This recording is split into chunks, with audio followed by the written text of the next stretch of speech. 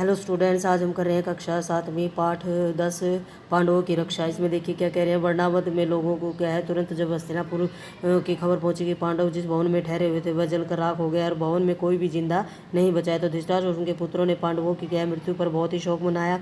वे गंगा किनारे गए और पांडव और कुंती के लिए क्या उन्होंने श्रद्धांजलि दी। फिर सब मिलकर क्या बड़े जोर जोर से रोते और विलाप करते हुए वापस घर को लेट आए, परंतु जो विदुर था उसने शोक को मन ही मन में दबाए रखा, अधिक शोक प्रदर्शन न किया। इसके अलावा जो विदुर ने यह भी पक्का विश्वास था कि पांडव क्या है लाख के भवन से बचकर निकल गए होंगे। तो भीष्म पितामह तो क्या थे, शोक के सागर में डूबे हुए थे। तो विदुर ने क्या है धीरज बंधाया और पांडवों को बचाने के लिए जो उन्होंने उपाय सोचा था या प्रबंध किया था उसका सारा हाल क्या बताकर उनको चिंता मुक्त कर दिया।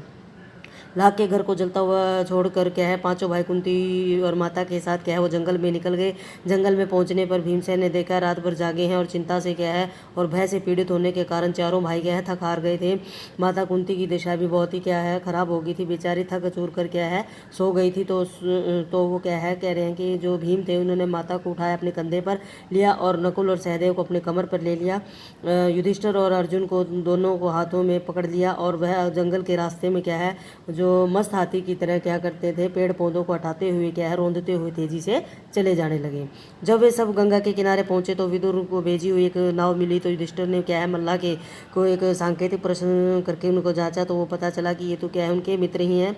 वे अगले दिन क्या है शाम तक चलते रहे ताकि क्या है किसी सुरक्षित स्थान पर पहुंच जाए। सूरज डूब गया और रात चली ही थी। तो चारों ओर क्या है अंधेरा छा गया था। कुंती और पांडव एक तो क्या है थक हार कर चूर हो गए थे और प्यास और नींद भी क्या उन्हें सताने लगी थी। चक्कर सा आने लगा था। तो एक पग को भी वो क्या थे आगे नहीं बढ़ पा रहे थे। भीम के सिवाय और सभी भाई क्या है वहीं ज़मीन पर बैठ गए। तो कुंती से भी क्या है बैठा नहीं गया। तो वह कहने लगी कि मैं तो प्यास के मारे क्या है मर जाऊंगी, अब बिल्कुल भी मुझसे चला नहीं जा रहा। धृतराष्ट्र के पुत्र चाहे मुझे उठा के यहाँ से ले जाएं, मैं यहीं पड़ी रहूंगी। यह कहकर कुंती वहीं पर ज़मीन में क्या है बेहोश हो गई। तो माता और कुंती का ये हाल देखकर जो थे भीष्म को बहुत दुख हुआ।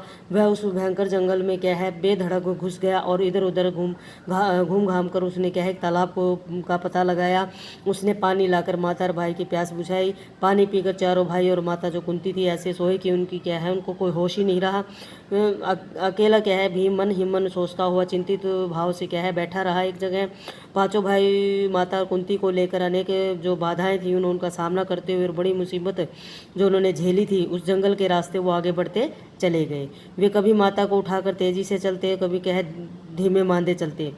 फिर वो कहते हैं कि कभी एक दूसरे से ओढ़ लगाकर रास्ता पार करते थे। वे ब्रह्मचारियों का वेश धारण एका चक्रा जो नगरी थी वहाँ पर एक ब्राह्मण के घर में रहे थे। माता कुंती के क्या है जो पांडव थे वो एका चक्र नगरी में क्या थे भीख मांगकर अपना गुजारा करते थे। भिक्षा के लिए जब पांचों भाई निकलते तो कुंती माता को बड़ी बेचैनी रहती, वो चिंता करती, बहुत बड़ी चिंता रहती उनका इंतजार करती आने का। उनके लौटने में जरा भी देर हो जाती तो कुंती माता के मन में क्या तरह तरह की क्या है आशंकाएं उठने लगती। पांचों भाई भिक्षा या जो भीख मांग कर लाते थे, जितना भी भोजन लाते थे, कुंती उसको क्या है 2 हिस्सों में बांट देती थी। एक हिस्सा भीम को देती थी और दूसरा हिस्सा बाकी पांचों भाइयों में बांट देती थी। फिर वो क्या 5 हिस्से उसके करती थी, तो चारों बेटे और एक वो खुद उसमें ही वो क्या थी उन भोजन को ग्रहण करती थी। इस पर क्या है भीमसेन जो थे उनकी भूख नहीं मिटती थी, हमेशा वो भूखे ही रहते थे। अगर बेटा मेरा चैनल आपको अच्छा लगे तो इसको लाइक करें, सब्सक्राइब करें। Thank you.